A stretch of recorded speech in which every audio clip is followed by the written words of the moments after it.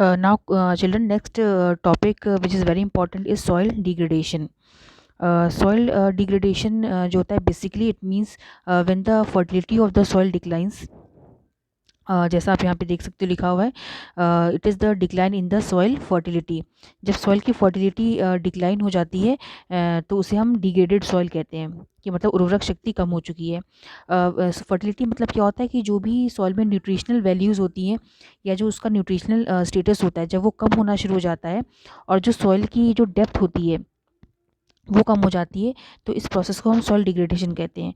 अब ये soil depth का क्या मतलब है, आपने देखा कि न्यूट्रिशनल स्टेटस कम हो गया and depth of the soil goes down. मतलब जो सॉइल आप ऊपर देखते हो लैंड के ऊपर वो सिर्फ उतना ही नहीं है, वो काफ़ी गहरा होता है। लेकिन जो टॉप मोस्ट लेयर होता है सॉइल का वो सबसे ज़्यादा इंपॉर्टेंट होता है हम ह्यूमन बींग्स के लिए, क्योंकि ये जो टॉप मोस्ट लेयर है सॉइल की वो काफ़ी जो है आपका फर्टाइल होता है। सारे न्यूट्रिशनल जो आपके मिनरल्स होते हैं, जो न्यूट्रिशनल जो एलिमेंट्स होते हैं वो आपके टॉप मोस्ट जो लेयर होता है सॉइल का उसी में मिलता है, जो हमारे आंखों के सामने है। जितना आप गहराई पे जाओगे उतना वहाँ पे आपको कंकड़ पत्थर चीज़ें मिलेंगी जो कि हमारे इतनी यूजेबल नहीं होती हैं। तो ये जो टॉप मोस्ट लेयर है सॉइल की अगर वो आपकी ख़त्म हो जाती है, वॉश अवे हो जाती है या बह जाती है या उड़ जाती है, तो इसका मतलब क्या है कि आपका जो सॉइल का जो हाइट है वो कम होती जा रही है, उसकी जो डेप्थ है वो कम हो रही है।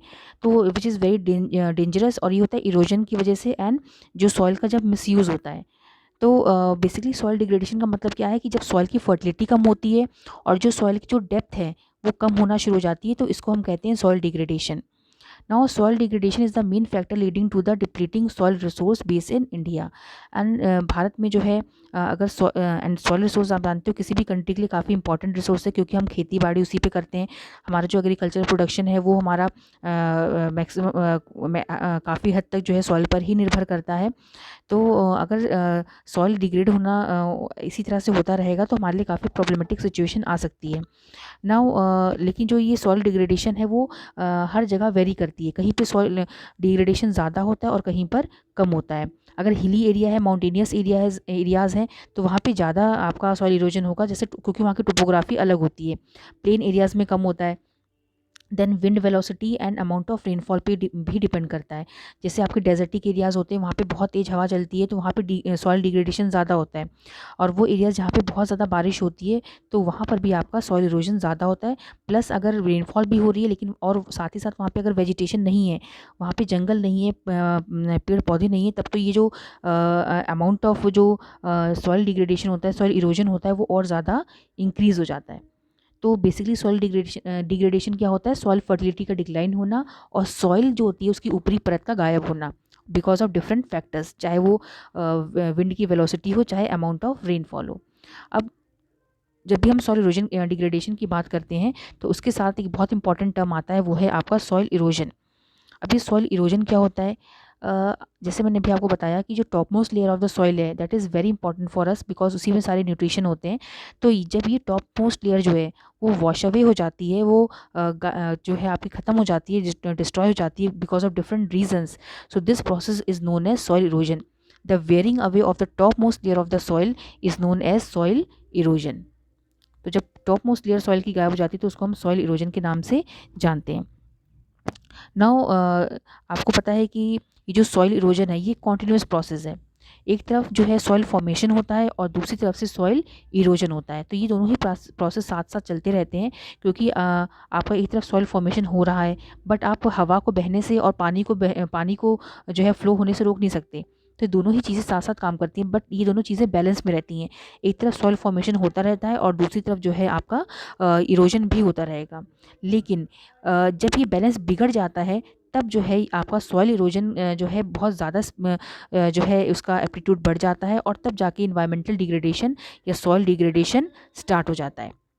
ठीक है, तो अगर नेचुरली अगर हम देखें तो कोई प्रॉब्लम नहीं है, लेकिन बिकॉज ऑफ ह्यूमन फैक्टर्स, जब ह्यूमन फैक्टर्स इसमें काम करते हैं तब जाके सारी जो है प्रॉब्लम्स क्रिएट होती है। अब आपको पता है कि ह्यूमन एक्टिविटीज़ कौन कौन सी होती हैं।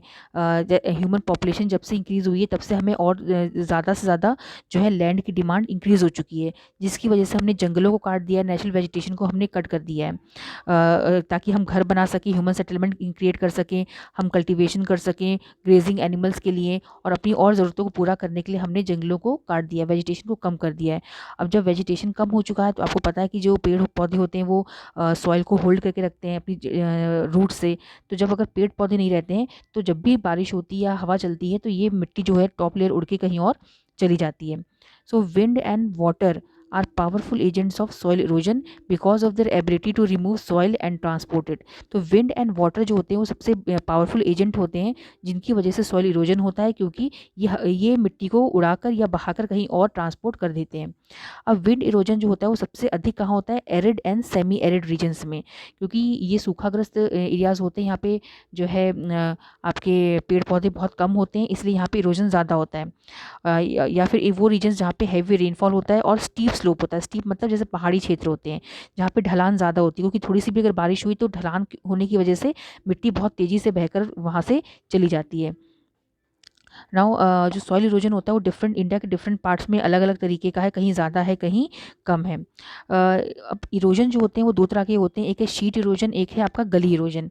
शीट इरोजन क्या होता है कि जब आपका हॉरिजॉन्टली जो आपकी मिट्टी होती है वो बहकर या उड़कर चली जाती है, एक जो टॉप मोस्ट लेयर है काफ़ी वास्ट एरिया की जो मिट्टी जो टॉप मोस्ट और पतली सी लेयर होती है, जब वहाँ से उड़कर चली जाती है या बह जाती है तो इसको हम शीट इरोजन कहते हैं।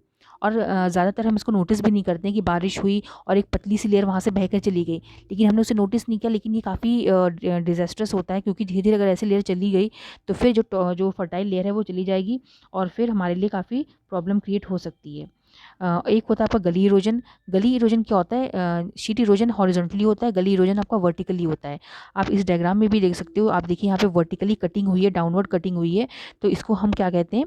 गली इरोजन। और कभी कभी ये बहुत ज़्यादा चौड़े हो जाते हैं, काफ़ी वाइड हो जाते हैं और गहरे हो जाते हैं। तो कुछ एरियाज़ जहाँ पे ये आपको गली इरोजन ज़्यादा मिलेंगे उसको हम कहते हैं बैडलैंड। बैडलैंड मतलब वो पूरे ही एरिया को ख़राब कर देते हैं, रिवाइंस।